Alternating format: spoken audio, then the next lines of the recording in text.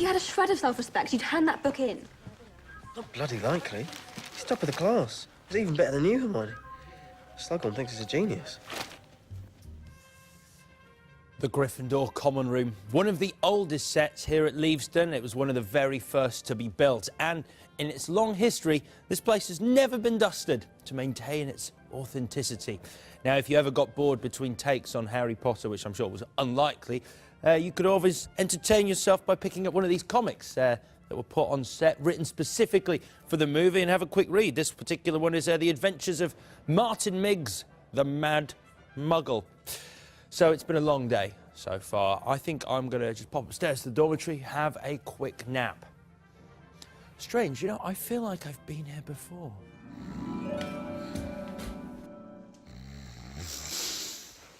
Hello.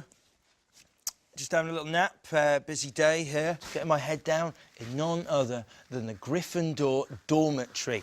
This is actually Ron Weasley's bed. So by getting under the covers, I can now legitimately say forevermore, I have shared a bed with Ron Weasley.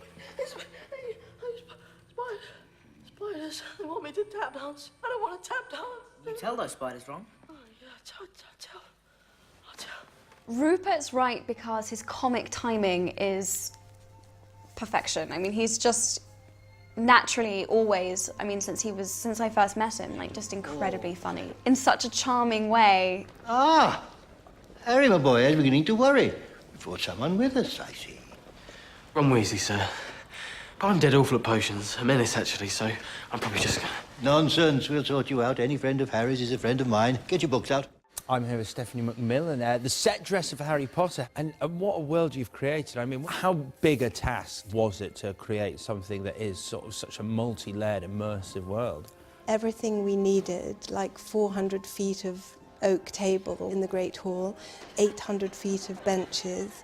You can't hire those, so they had to be designed and made. One of the things that I find myself saying again and again as I walk around the sets today is attention to detail, because, I mean, the level you've gone to... I suppose it's just getting immersed in the world, always referring back to the books, which is brilliant, you know, guides. So just taking things slightly to an extreme. Oh, what should that be like? Let's see what she says. All the different things that you've put in these potion jars. I mean, where do you find them? Where do you go out to sort of find, well, whatever that is? In every case, the prop buyer would go out and we'd say, you know, get the things that look as nasty as possible. So it's just imagination, isn't it? I guess when the cast were younger, they must have been in awe of some of these places they were walking into. I think probably the Yule Ball sort of knocked them out a bit, because I'm not so sure that they rehearsed in it before it was finished, and that was a very long procedure of dressing it and construction, and we changed all the gargoyles and, you know, making the whole thing silver. I guess for most films, you create this set, you create this world, and then that's it, the film finishes and it's gone, and yet now these sets have an opportunity to live on. It is an amazing opportunity to, you know, get everything out of wraps and do something in a sort of permanent way. And certainly the real Harry Potter fans, I think, will find a lot to interest them. Ah, Harry, you got my message? Come in. How are you? I'm fine, sir. So here we are in Dumbledore's office. Now, obviously, this office changed hands towards the later films, but this has been dressed as Dumbledore had it during his period as Hogwarts headmaster. And what you really get a sense of here is the level of detail on these sets. Each of these books, which used to be phone directories, have their own titles. We've got Unforgivable Curses and their legal implications, The Dark Arts, a legal companion, and right here, the original Sorting Hat. So what house would you have put me in? Yeah? I disagree. Over here, Dumbledore's desk. And I've been given a special treat. I'm going to be able to sit in the great man's chair. Let's take a look at what he was reading last. Ooh. How to keep your beard looking healthy. Enough chit-chat. You must be wondering why I summoned you here tonight. The answer lies here. So Harry Potter fans will of course recognise this. Yes, the cabinet where the vials of memories were kept. But where were they used for an extra 5 points? You got about 3 seconds to answer. I'm going to show you. They're of course used in here. The Pensieve. Shall we take a look? See what's going on? Wow! Smells of polish. What you are looking at are memories. In this case, pertaining to one individual, Voldemort. Or as it was known then, Tom Riddle. This vial contains the most particular memory of the day I first met him. I'd like you to see it, if you would.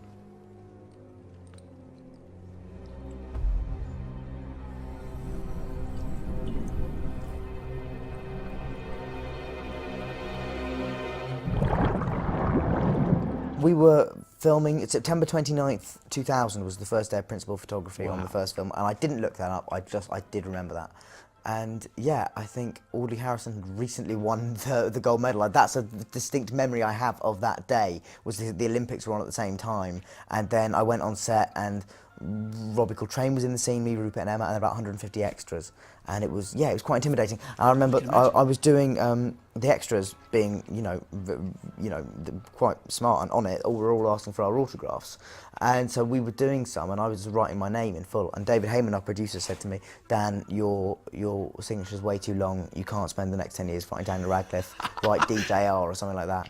Which I said I ignored, and it's the one piece of advice I really should have taken. One of my favourite scenes, and it's a very popular scene in the movie, is the kiss between Ron and Hermione. It's such a beautiful moment. And there's a little look between the two of them after that kiss, which is very special. And we were torn about whether or not we should leave it in or take it out, because it's just a moment of those two actors acknowledging each other and what they've just done. And we kind of left it in to a certain extent, because we enjoyed it so much.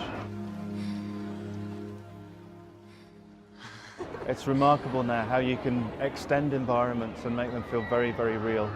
And in creature effects, what's been remarkable is that the detail of skin and hair and has improved dramatically over the last few years. The Creature Effects Workshop is the hive of activity at the studios, where the creatures who inhabit the world of Harry Potter are reimagined and brought to life from page to screen. Okay, favourite creature you have ever created? What's the one that you're most proud of? In 10 years in Harry Potter, I think the hippogriff as a complete animal was an absolute joy to construct, and very, very difficult, and not without moments of sheer despair. I loved Aragog the spider, because, when I read the script and it's like, giant spider, 18-foot leg span, climbs out of hole, delivers dialogue, and you're saying, yes, let's do that. So things like that were great. The dragon, John Richardson, the special effects supervisor, put a flamethrower into our dragon so it could throw balls of liquid propane about 40 feet at night. And you just stood there and watched that. It's just a wonderful thing to be involved with. We've got a couple of, I'm guessing, and you can correct me at any time if I'm wrong, these are goblins from Gringotts Bank? That would be right. Yes! Probably don't remember, don't you? That I showed you to your vault the first time you came to Gringotts? Even amongst goblins, you're famous, Harry Potter. A lot of the time I read the screen directions and, this happens, that happens. I think, how on earth are they going to achieve this? Why did they write this? It's so hard to do. And then you get on there and they've broken the sequence down into tiny little segments and you shoot them all, little piece at a time, and then they put it all together. And, for me, it's very gratifying going to the cinema and seeing it all come together. The Gringotts minecart sequence from Deathly Hallows is an example that, how many little segments we did that in and how amazing it looks in the finished movie. What is that grip hook?